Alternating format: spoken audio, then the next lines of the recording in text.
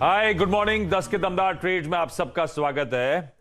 अच्छा, अब मानस फालतू टेंशन में आ गए थे, मानस नहीं कंटिन्यू कर रहे थे। मानस हमारे साथ इस शो में नहीं होंगे। इस शो में दरअसल अमित सेठ साहब और श्रीकांत चौहान होंगे। दोनों आपको आपकी स्क्रीन पे नजर आ रहे हैं। आप दोनों को गुड मॉर्निंग। और मंगलवार का दिन है। कल हमने आधे % का दबाव निफ्टी पे आता हुआ देखा था, उसके ऊपर अब 2/3% की और कमजोरी के साथ दिन के लोस पे भारतीय बाजार इस समय कामकाज करते। थोड़ा थोड़ा प्रेशर अब माउंट होता हुआ, तो बहुत अच्छे अपमूव, बहुत अच्छे अप ट्रेंड हमने एंजॉय करा।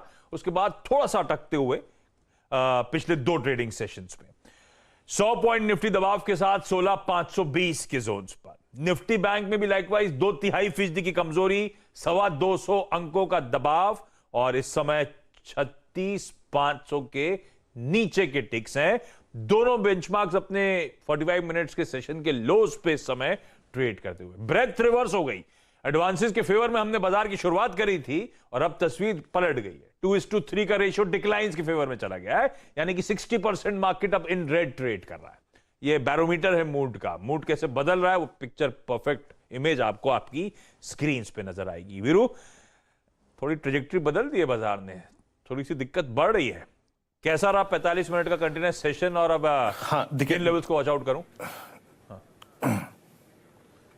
देखिए आशीष, अभी बहुत स्ट्रॉन्ग स्ट्रक्चर्स का अभाव है। कोई बड़ा दिग्गज आके अगर आप देखें परफॉर्म नहीं कर रहा है। देखिए बाजार टूटा है, लेकिन अभी एक हद में टूटा है, लेकिन ऐसा कोई स्टॉक मुझे नहीं मिल रहा जिसके सहारे मैं कह सकूं कि जनाब ये शक्ल सूरत जो है बदल देगा। आशीष, मैंने अपना जो बेस रखा हुआ था, मैं आपको बताता हूँ वहां पे क्या था। वो था कल 564 और आज के लिए था वो 557। वो एक सुरक्षित डिफरेंशियल था from 200 day exponential moving average. वो वॉलेट हुआ तो मैं सभी से आग्रह करूंगा, निफ्टी के ट्रेडर्स जो मेरे बेस को मॉनिटर करते हैं या फिर ऑप्शंस को मॉनिटर करते हैं, हमें एक सुरक्षित दूरी पर ट्रेड करना था 20 डिमा से। वो वॉलेट हो गया। So close short term long bats trade हम तभी लेंगे आइदर हम इस फॉल को जज कर लें जनाब कि ये कहां तक आ रहा है। अभी तक आप इसको माप नहीं सकते, क्योंकि आशीष आपका 16,528 पे 528 पे था 200 डे एक्सपोनेंशियल मूविंग एवरेज। मैं अभी नहीं कह सकता स्क्रीन पे कि 16,500 भी होल्ड हुआ कि नहीं होगा, क्योंकि हमारे पास गेनर्स का और स्ट्रॉन्ग स्ट्रक्चर्स का अभाव है। तो मैं अभी नहीं कह सकता कि ये मैं बाय करूंगा या नहीं करूंगा। मैं बाय तभी करूंगा जब एक बार फिर हम 200 डिमा से एक सुरक्षित डिफरेंशियल क्रिएट कर देंगे ऊपर की तरफ, और वो पॉइंट होगा 613। सो अभी लॉन्ग्स को अवॉइड कीजिए। जो थी उसको बेस 1 के नीचे अगर आपने काट लिया दैट्स गुड। अभी आशीष इंडेक्स पे कुछ नहीं करूंगा मैं, थोड़ा सा। और निफ्टी बैंक भी याद रखिएगा, अभी कुछ करने की जरूरत नहीं है, क्योंकि ये 36,500 और 490 के जोन के नीचे ट्रेड कर रहा है। सो अवॉइड लॉन्ग्स। और अगर आपने बेस 1 को मॉनिटर किया होगा सुबह, तो उसके नीचे हम ट्रेड कर रहे हैं आशीष। अब थोड़ा सा इंडेक्स को वक्त देना चाहिए। मैसेज दे दिया है निफ्टी ने और निफ्टी बैंक ने आशीष। तो उस मैसेज को रिस्पेक्ट करने की जरूरत, थोड़ा वक्त दीजिए बाजार को। प्रेशर माउंट हो रहा है हर टिक के साथ। अब वो 2/3 वाला जो अभी मेंशन करा था बैंक निफ्टी, 3/4% के अब दबाव के साथ ट्रेड करता हुआ। कुछ हेवीवेट स्टॉक्स जो है अब प्रेशर में आते हुए, इन्फोसिस अब ऑलमोस्ट 2.5% कमजोर, एक्सिस बैंक 1.5%, HUL 1.5%। ये सब वो FI फेवरेट टाइप्स भी हैं। और एक बात है, FI फेवरेट से याद आया, कल back to back second straight session हो गया था FIs की सेलिंग का। कल 850 करोड़ रुपए की बिकवाली और उससे पहले फ्राइडे को 700 करोड़ रुपए के आसपास की बिकवाली का आंकड़ा था। तो 2 बैक टू बैक अब जरा सब वॉच आउट करेगा उन नंबर्स को। तो ये इसीलिए वो कई सारे अच्छे डेवलपमेंट्स, बजाज फिनसर्व एक फेवरेट स्टॉक, अच्छी खबर, परसों ही बोर्ड मीट सामने खड़ी है, वो स्टॉक ऊपर से अब ठंडा पड़ते ही चले जा रहा है। तो एक गैप अप मिला जरूर था खबरों के दम पर, बोनस स्प्लिट की खबर के एंटिसिपेशन में, ऊपरी स्तरों पर टिक नहीं पा रहा। बजाज फाइनेंस तो अब इन रेड स्लिप होता हुआ आपको शायद स्क्रीन पे नजर आए। ये है मूड माहौल, ये देखिए। बैंक निफ्टी 300 हो गया भाई। एक काम करते हैं, एक्सपर्ट्स के व्यूज ले लेते हैं फिर एक बार। वो लोग इस समय मार्केट को कैसे अप्रोच कर रहे हैं, वो कैसे रीड कर रहे हैं। कल और आज के बीच में बाजार जो अच्छे अप ट्रेंड के बाद थम रहा है। श्रीकांत जी, अच्छा टीजर 1 मिनट दे दूं। हाँ, मेरे दिमाग में था, मैं मिस कर रहा था, टीजर नहीं दिया मैंने अब तक। एमके ग्लोबल फाइनेंशियल सर्विसेज के मैनेजिंग डायरेक्टर कृष्ण कुमार कारवा साहब मार्केट बिग वॉइसेस के अंतर्गत अभी जुड़ने वाले हैं हमसे कुछ ही देर बाद। और उसके आगे कैनरा बैंक के एग्जीक्यूटिव डायरेक्टर ईडी साहब देबशीष मुखर्जी साहब से भी हम लोग आज इस शो में करने वाले हैं चर्चा। तो क्विकली आगे बढ़ रहा हूं। श्रीकांत जी, इस अपट्रेंड के बाद अपट्रेंड पे थोड़ा सा जो ब्रेक लग रहा है, आपकी रीडिंग क्या है? Good morning Ashish ji, good morning Virendra. देखिए, वैसे लगता है कि मार्केट जो है उसमें जो एक रिजल्ट सीजन चल रहा था उसमें जो इंपॉर्टेंट रिजल्ट्स आने चाहिए थे वो सभी आ चुके हैं। तो जो डोमेस्टिक फ्लोज है वो मुझे लगता है कि वो अभी रुक से गए हैं, क्योंकि जितना न्यूज़, जितना एक्साइटमेंट था इन रिजल्ट्स के पीछे वो सब हो चुका है। कल के दिन में अगर हमने देखा होगा तो एक इंडिया विक्स जो 14-15 दिनों के एक डिक्लाइन के बाद एक हमने एक उसमें रिकवरी देखी है, जो इंडिकेट कर रहा है कि ट्रेडर्स थोड़े कॉशियस हो रहे हैं ahead of the Fed meeting. और जो एनर्जी कॉस्ट है या तो एनर्जी प्राइसेस है, वहां पे हमने एक रिकवरी देखी है या तो एक रिबाउंड देखा है। तो क्लियरली इंडिकेट करता है कि मार्केट थोड़ा कॉशियस हुआ है और मार्केट एक रेंज में रहेगा। बट चूंकि हमने मॉर्निंग से अभी तक एक 100-125 पॉइंट की डिक्लाइन ऑलरेडी देख ली है, तो हमें लगता है कि मार्केट के लिए 16,500, 16,480 ये एक इम्पॉर्टेंट सपोर्ट लाइन है। यहाँ पे कुछ दिनों पहले मार्केट ने एक बुलिश कंटिन्यूएशन गैप छोड़ा था, तो हमें लगता है कि मार्केट ऑलरेडी कल और आज के दिन में मिलकर करेक्ट हो चुका है।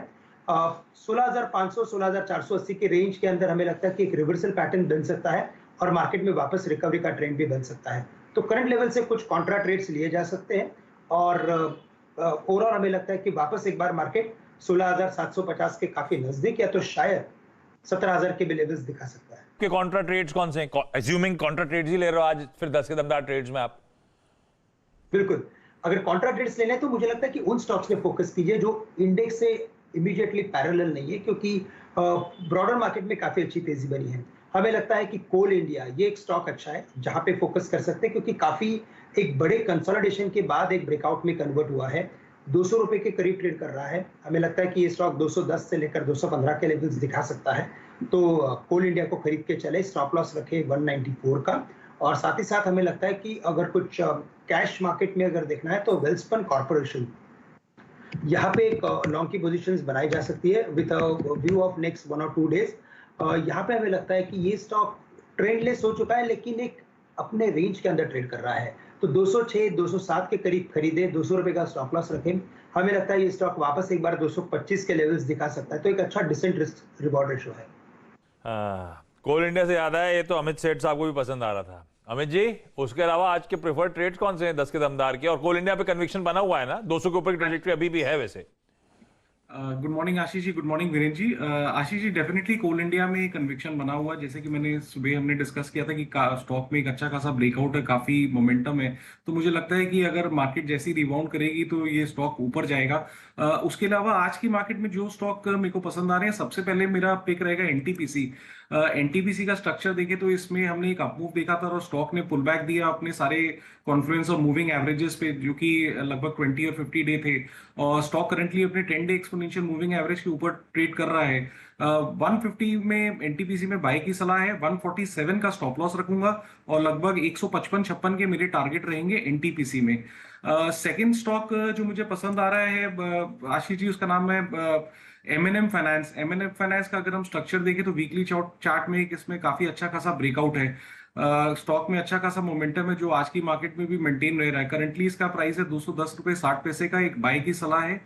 207 का स्टॉप लॉस रखूंगा और लगभग मेरे टारगेट 217 के रहेंगे एमएनएम फाइनेंशियल में। ओके, एमएनएम फाइनेंशियल्स सुबह ही अगर आप देखें, पहला स्टॉक, दूसरा स्टॉक जिसने हम डिस्कस किया था वो था एमएनएम फाइनेंशियल्स। इसके एक्टिविटी काफी स्ट्रॉन्ग थी, उसके बाद एक 212 तक का स्विंग भी देके आया।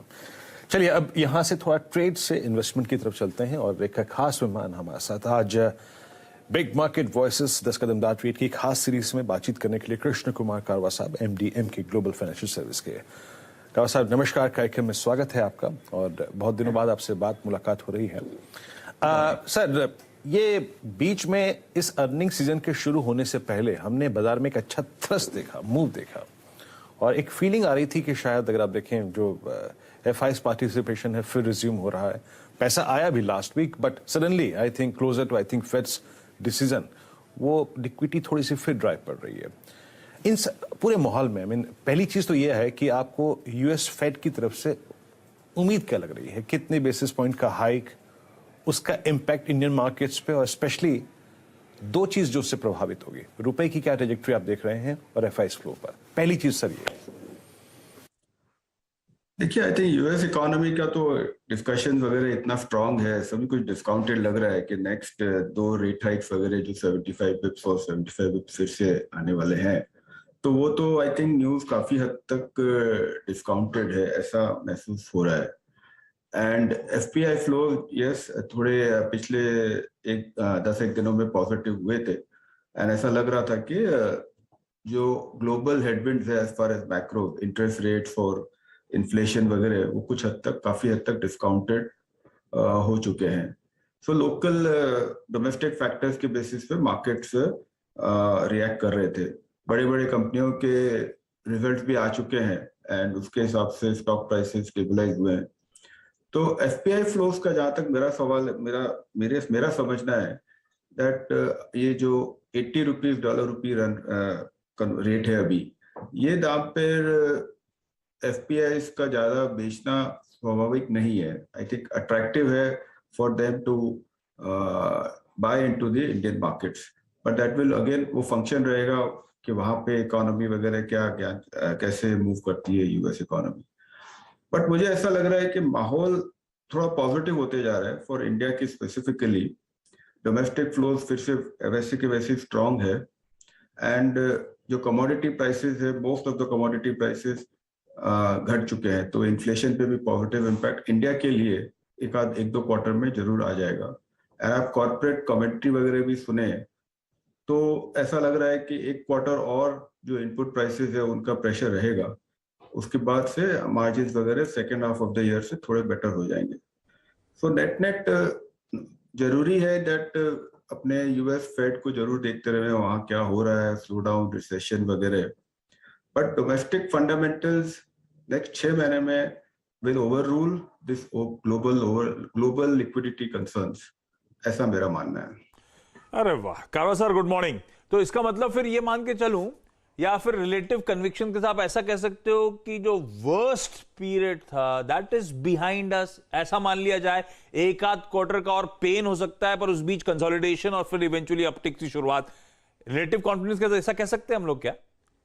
जरूर से आप देखिए, ऐसा मेरा यही मानना है कि जो भी मैक्रो हेडविंड्स है काफी हद तक डिस्काउंटेड है। कमोडिटी प्राइसेस वगैरह भी सब स्टेबलाइज हो चुके हैं, एंड इंडियन इकोनॉमी काफी रेजिलिएंट है। अगर आप देखिए तो ग्रोथ वगैरह भी जो 7.5% रियल जीडीपी ग्रोथ एक्सपेक्टेड है, और वैल्यूएशंस भी नीचे में जब निफ्टी 15,000 15,500 के आसपास आ गया तो काफी स्टॉक्स वगैरह के वैल्यूएशंस भी अट्रैक्टिव हो गए। तो फंडामेंटली वैल्यूएशंस के हिसाब से मार्केट्स रीजनेबल है। स्टॉक स्पेसिफिक ध्यान रखना जरूरी है, एंड गोइंग फॉरवर्ड मुझे तो ये लगता है कि मेरा मंत्र तो अभी यही है, बाय पेसिमिज्म सेल ऑप्टिमिज्म। तो थोड़ा ट्रेडिंग मार्केट जरूर रहेगा, वॉलेटाइल रहेगा, बट जब भी नेगेटिविटी बहुत ज्यादा है सिस्टम में, तब आप खरीदो तो आपको कोई नुकसान नहीं होगा। Buy pessimism sell optimism. तो कारवा सर, आजकल ये ऑप्टिमिज्म बैंकिंग को लेकर बन रहा है और पेसिमिज्म आईटी को लेकर बनने लगा है रिजल्ट्स के बाद। ऐसा करूं कि ये ट्रेड कर दूं कि आईटी खरीद लूं? उस पर थोड़ा सा आपका जो वैल्यूएशन है आईटी में, वो अभी भी इतने अट्रैक्टिव नहीं हुए हैं। पिछले आप देखिए ऑलमोस्ट 25% आईटी इंडेक्स घटा है लास्ट 4-5 महीनों में, और अभी भी जो वैल्यूएशन है आईटी कंपनीज के, वो अभी भी लॉन्ग टर्म एवरेजेस से करीब 15-20% अभी भी महंगे हैं। तो थोड़ा सा वहां पर अभी भी एक आध क्वार्टर और वेट करना चाहिए। Plus valuations are not attractive. Business के हिसाब से अभी तक कहीं पे भी वहां हेडविंड नहीं है, but sentiment, because US is expected to go into recession, तो उसके वजह से थोड़ा सेंटिमेंट आईटी कंपनीज के लिए वीक है। तो थोड़ा सा अभी समय बाकी है, but mid market IT companies में वहां पर शायद बेटर अपॉर्चुनिटीज बन सके। बड़ी कंपनियों में बेस इतना बड़ा रहेगा, एंड एफपीआई सेलिंग वगैरह भी ज्यादा उसी में आती है, तो थोड़ा सा केयरफुल रहना जरूरी है। समय थोड़ा सा बाकी है अभी आईटी खरीदने के लिए। और रहा सवाल बैंकिंग का, तो बैंक्स ऑफ नंबर वगैरह सब बढ़िया है, लेकिन बैंक्स में एक ही कंसर्न है, सेकेंड टियर बैंक्स या थर्ड टियर बैंक्स, वहां पर अंडर ओनरशिप है। तो वहां पे आपके शायद रिटर्न्स एज एन इन्वेस्टर शायद बेटर बनेंगे। जो बड़े बैंक्स हैं वो ओवर ओन्ड है, एंड लोकल इंस्टीट्यूशंस के पास फायर पावर नहीं है to buy more of the big private sector banks. तो इसलिए आप देखिए रिजल्ट्स कितना भी बढ़िया आवे, लेकिन बड़े वाले बैंक्स जो है वो अपना अपटेक मेंटेन नहीं कर पाते हैं बिकॉज फुल्ली इन्वेस्टेड है लोकल इंस्टीट्यूशंस इन बड़े बैंकों में।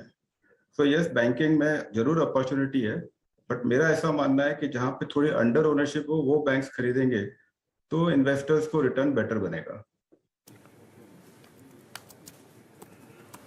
ओके तो ये बैंक्स और आईटी पे अगर आप देखें, कारवा साहब का व्यू था। अब एक काम करते हैं, एक और सेक्टर को स्पेस को लेकर बात करते हैं। कारवा साहब, कैपिटल गुड्स पे बाजार ने बहुत कन्विक्शन शो किया है। आई मीन सिमंस को, एबीबी को, केमिंस को, बीएचईएल को एंड उसी में अगर आप देखें क्लास जो होता है जो कि डिफेंस को भी अगर आप देखें कवर करता है, एचईएल, बीएल को बाजार ने बहुत रिस्पेक्ट दी है।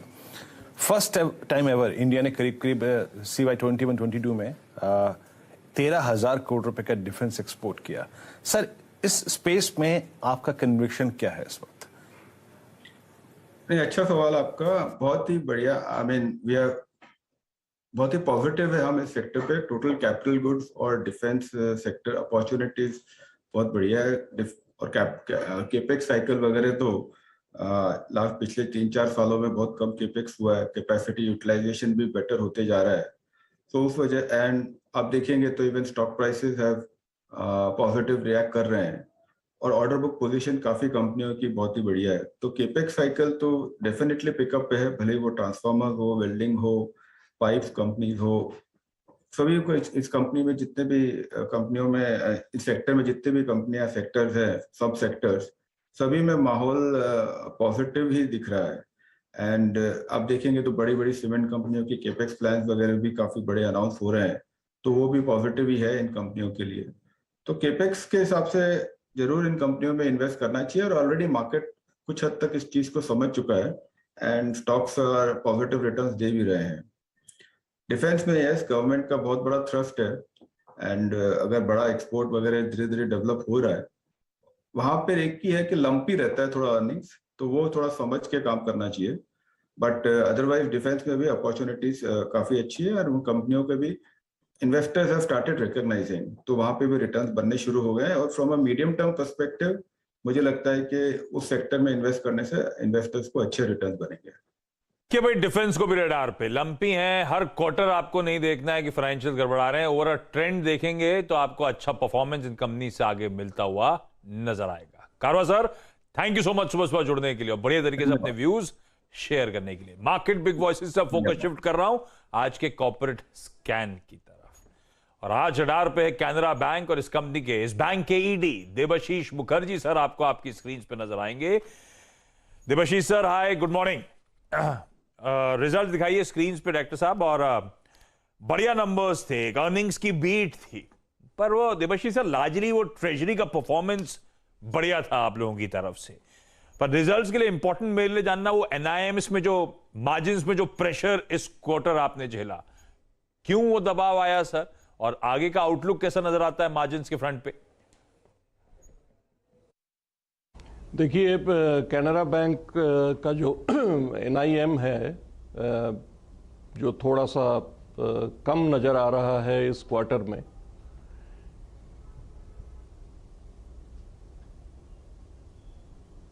आवाज आ रही है Debashish sir? Loud and clear. Okay, तो ये जो निम पे थोड़ा प्रेशर नजर आ रहा है, इसके पीछे कारण यही है कि जो रेपो रेट जो बढ़ा है उसका इफेक्ट हमने 7 जुलाई में दिया है, तो हमारे बहुत सारे कॉरपोरेट्स में इसका असर इस क्वार्टर में आएगा। तो इस क्वार्टर में हमारा निम वी आर एक्सपेक्टिंग कि बहुत थोड़ा सा इम्प्रूव करेगा, क्योंकि हमने डिपॉजिटर्स को तो पास ऑन कर दिया था लास्ट क्वार्टर में, बट जो फुल पास ऑन करना था रेट वो हमने किया था 7 जुलाई में, तो थोड़ा सा इसमें अंतर है, तो वो इस बार ठीक हो जाएगा। So there is no pressure on NIM so far as Canara Bank is concern. Okay, तो आपने यहाँ पे 2 पॉइंट्स कहे कि अगर आप देखें एनआईएम से प्रेशर है लेकिन शायद अगले क्वार्टर में रिलीफ हो जाए। आपने अगर आप देखें जो डिपॉजिट रेट्स है उस पर क्योंकि रेट बढ़ा दिए थे तो शायद अगर आप देखें एनआईएम्स इंपैक्ट हुए इस क्वार्टर में, वो पास ऑन नहीं कर पाए फिलहाल अगर आप देखें सर। लेकिन आगे जाके अगली 2 क्वार्टर्स में मैं हर तबके की बात करूंगा, चाहे वो कासा हो, वहां पे कितना इंप्रूवमेंट देख रहे हैं आप, और साथ ही साथ डिसबर्समेंट्स में, चाहे वो जितने भी वर्टिकल्स, चाहे वो हाउसिंग हो, चाहे वो पर्सनल हो, चाहे वो होम लोन हो, ऑटो लोन हो, डिसबर्समेंट्स में अगले 2 क्वार्टर्स में आपको कितनी ग्रोथ की संभावना है? एनआईएम्स की पिक्चर आपने ड्रॉ कर दी, let's talk about disbursements. Credit growth की क्या एक्सपेक्टेशन है अगले 2 क्वार्टर्स की आपकी? हमने जो गाइडेंस दिया है फॉर मार्च 2023, तो ये हम फुलफिल करेंगे, और क्रेडिट ग्रोथ जो हमने दिखाया है इस क्वार्टर में भी, दैट इज अराउंड 14.47%, वो ग्रोथ हम बरकरार रखेंगे। बढ़ भी सकता है, लेकिन वो लेवल तो मेंटेन हम करेंगे। तो उसी हिसाब से हमारा डिसबर्समेंट भी बढ़ेगा। और आपका जो कासा के बारे में आपने पूछा है, कासा हमारा अभी 34.30 है, थोड़ा कम है, लेकिन हम आगे चल के जो हमारा गाइडेंस है कि हम 38% CASA percentage of 38% as on March, उसको मेंटेन करने का पूरा प्रयास करेंगे। तो हमारे हिसाब से on a quarter to quarter basis Canara Bank का बिजनेस बढ़ता जाएगा, both in deposit and CASA as well as in credit. Credit में हमने क्वार्टर ऑन क्वार्टर भी अच्छा ग्रोथ दिखाया है, तो इससे साफ जाहिर है कि हम ग्रोथ करने लगे हैं और इसको हम आगे बढ़ाएंगे क्रेडिट में भी। अच्छा, मैं एक तो एनआईएम्स के प्रेशर की बात आपने समझा दिया कि एक लैग है, और लैग के बाद वो प्रेशर नजर नहीं आएगा आपको, मार्जिन वापस रीइंस्टेट हो जाएंगे, एक्सपैंड करेंगे। दूसरी तरफ स्लिपेजेस इस क्वार्टर, जिसको आपने नंबर्स रिपोर्ट करे, ऑलमोस्ट 4000 करोड़ रुपए के स्लिपेजेस तो अभी भी एलिवेटेड नजर आ रहे हैं। देबशीष सर, फिर यहां से किस तरह की रिकवरीज कैनरा बैंक एक्सपेक्ट कर रहा है? Q1 के नंबर्स आए, नेक्स्ट 3 क्वार्टर्स में कुछ सिग्निफिकेंट रिकवरीज एक्सपेक्ट कर रहे हो आप लोग क्या? बिल्कुल कर रहे हैं, हम लोग बिल्कुल कर रहे हैं। और ये जो स्लिपेजेस हुए हैं Q1 में, तो ये बहुत ज़्यादा अनएक्सपेक्टेड स्लिपेजेस नहीं है। छोटे अकाउंट्स में स्लिपेजेस हुए हैं जो कि एक्सपेक्टेड था, बट इसके चलते जो हमने बार बार हम ये कह रहे हैं कि on a quarter basis as well as on a year basis हमारा जितना भी स्लिपेज होगा उससे ज़्यादा हम रिकवरी करेंगे, और हम करते आ रहे हैं। तो ये जो गति है रिकवरी का, उसको हम बरकरार रखेंगे, उसको हम आगे भी बढ़ाएंगे। स्लिपेज थोड़ा बहुत होगा जो मेरा एंटिसिपेशन है, लेकिन रिकवरी मेरा ज़्यादा होगा कैनरा बैंक का। So this way we are going to manage our NPA book. Okay, तो सर ये ग्रॉस एनपीएस की बहुत वाइल्ड फिगर है। I mean still at 6.8 and NPS at 2.48। मैं by the end of this fiscal मैं किस रेंज के gross NPS और एनपीएस की कल्पना कर सकता हूं कैनरा बैंक में? Bye the end of this fiscal हमारी जो गाइडेंस है वो 6% फॉर ग्रॉस एनपीए और नेट एनपीए 2%, जो कि हमने पहले भी बोला था, उसको हम मेंटेन करेंगे। देबशीष सर, जाते जाते एक बात बताओ, आप ये कोई बैंक के फंड रेजिंग के प्लान्स या फिर वो जो कैनफिन होम्स में स्टेक सेल की लगातार कोशिश चलती रहती है, उसको लेकर कोई अपडेट? देखिए, मैं आपका 2 क्वेश्चन है, दोनों का मैं बारी बारी जवाब दूंगा। पहली बात तो ये है कि फंड रेजिंग, अभी हमने 1 सप्ताह पहले 81 बॉन्ड्स रेज किया था, जो कि आपको पता है, एंड उसमें it was a spectacular success. हमने बहुत ही कम रेट पे उसको इशू किया है, 8.24%, 2000 करोड़। आगे चल के हम हमारा जो प्लान है, जो कि बोर्ड अप्रूव्ड प्लान है, 9000 करोड़ का है, बट इसमें 81 बॉन्ड और टायर 2 बॉन्ड मिला करके है। 5581 बॉन्ड है और 3500 टायर 2 है। तो आगे चल के जैसे जैसे हमारा ज़रूरत पड़ेगा, क्योंकि अभी तो हमारा जो CRAR है that is a very comfortable 14.91%, और ये आपका 81 बॉन्ड इशू होने के बाद इट हैज़ क्रॉस 15%, तो we are now in a very comfortable position. But आगे चल के अगर ग्रोथ के लिए हमको चाहिए कैपिटल, तो हम इस तरह से डेट कैपिटल रेज करेंगे। Your second question was with regard to Canfin Homes. क्योंकि जैसे हमने आपको पहले ही बताया कि हमारा CRAR इज़ वेरी स्ट्रांग, हमारा internal accruals are very strong, we are generating profit on on quarter and a very good profit. तो इसमें मुझे लगता नहीं है कि अभी हम कुछ सोच रहे हैं रिगार्डिंग डिसइन्वेस्टमेंट्स इन आवर सब्सिडरीज। तो कैनफिन होम्स का सेल अभी थोड़ा सा बैक बर्नर में ही है, we are not thinking actively on that. Okay Debashish ji शुक्रिया। लेकिन जाते जाते मैं एक बात कहना चाहूँगा आपसे। आशीष, अब हम लोग टीवी पे हैं और जीवन में जो भी अगर आप देखें फील करते हैं वो बताना बहुत ज़रूरी होता है। कैनरा बैंक के साथ मैं एक दशक बाद या 1.5 दशक बाद समझ लीजिएगा कि किसी सरकारी बैंक के साथ बैंकिंग करने का मौका मिला। और देबाशीष जी, आप बधाई के पात्र हैं। यकीन मानिए आपकी बैंकिंग जो सेवा थी, जिस तरीके से दी गई, अकाउंट ओपनिंग और डिटेल्स, और जिस तरीके से आपके एग्जीक्यूटिव्स ने अगर आप देखें फीडबैक दिया, 24 घंटे के अंदर पूरी प्रक्रिया को खत्म कर दिया गया। मैं वाकई बहुत इंप्रेस हुआ सर। और यकीन मानिए 1.5 दशक बाद ऐसी बैंकिंग को देख के, फील करके ऐसा लगा कि आप किसी भी निजी क्षेत्र के बैंक को वाकई पीछे छोड़ रहे हैं। आशीष, वाकई ये बात कहनी स्क्रीन पे जरूरी थी। बहुत अच्छी फीलिंग आई इस बार कैनरा बैंक के साथ बैंकिंग करके। धन्यवाद, बहुत बहुत धन्यवाद आपको। लेकिन Virendra ji, Canara Bank is always trying to be number one so far as public sector bank is concerned, and we will be doing much better. हमने अपना अकाउंट ओपनिंग प्रक्रिया भी बिल्कुल ऑटोमेटेड कर दिया है, सेंट्रलाइज्ड कर दिया है, ताकि लोगों को इमीडिएटली रिस्पॉन्स मिले। जैसे आप कह रहे हैं आपका एक्सपीरियंस अच्छा है, तो वैसे हम भी चाह रहे हैं कि हर एक ग्राहकों को हम इस तरह का दे सकें। इसके अलावा भी एक बात मैं कहना चाहूँगा, वो ये है कि बहुत 2-3 दिन पहले on 22 July we have launched our super mobile app, जिसको हम ऑल इन वन कहते हैं। और उसमें आप देखेंगे, आप आजमा के देखिए please, experience that digital all in one.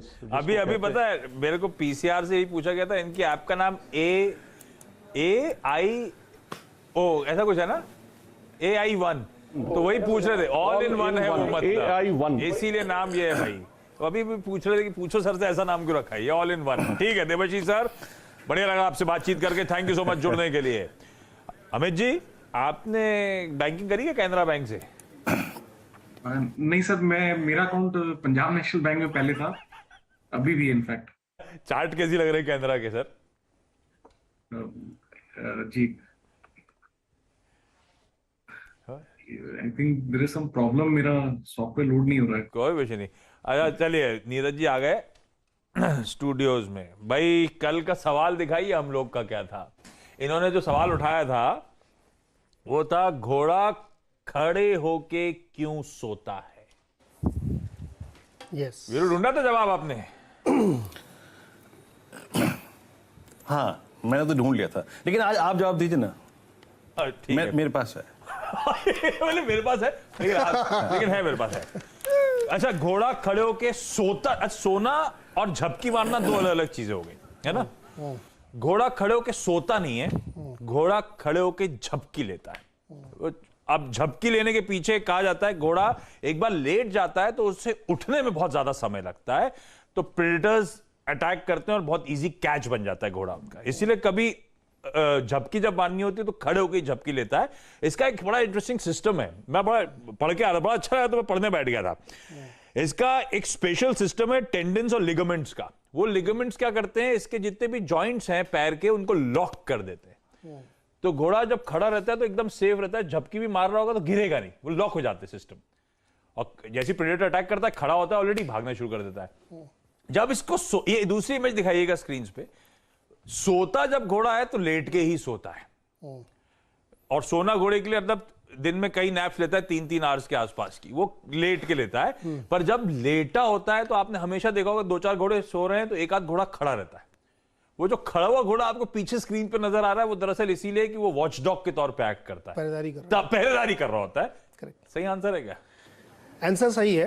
और जो आपने बताया इसमें एक चीज खाली जोड़ना, आपने तो सही बताया कि उनके पैर में एक लिगामेंट होता है, वो थ्रेड टिश्यू को लॉक कर देता है, तो खड़े खड़े वो नैप ले लेता है वो। 24 घंटे में सिर्फ 2 घंटे वो सो पाता है बैठ के। लेट के? हाँ, लेट के, या लेट के भी कम, बैठ के।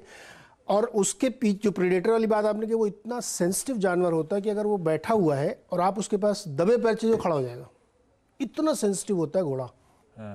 कभी आप ट्राई करके देखिएगा, आप उसके स्टेबल में जाइए तो वो तुरंत खड़ा हो जाएगा, उसको डर लगता है।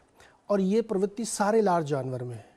जिराफ भी वैसे ही है, एलिफेंट भी वैसे ही है, ज़्यादातर जब बड़े वाले जानवर, इसीलिए जो है वो खड़े खड़े उनको, मतलब एक कुदरती उनकी ऐसी नस्ल बनी है कि वो पावर नैप लेते हैं खड़े खड़े, और बहुत सेंसिटिव होते हैं जानवर। अमित जी, आपको पता था ये सब जो हमने बात करी?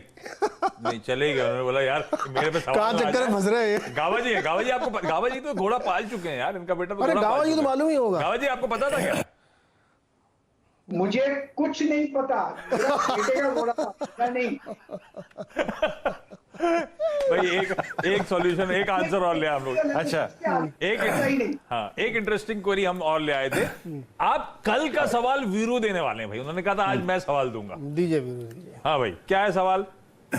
जी हाँ, देखिए चार्ट देखते देखते टेक्निकलिटीज में घुसने की आदत पड़ गई है, तो मैं आज घोड़ा और जानवर में नहीं रहूंगा, मैं जाऊंगा एयरक्राफ्ट्स की तरफ। देखिए फ्लाइंग और एयरक्राफ्ट से मुझे मोहब्बत है, और प्रकाश सर भी फ्लाइंग करते हैं, तो मेरा प्रश्न है आज एयरक्राफ्ट्स के ऊपर। देखिए आजकल बहुत रोज घटनाएं हो रही हैं और डीजी से जांच कर रहा है हर, अगर आप देखें घटना की एक व्यवस्था, एक हालात हैं।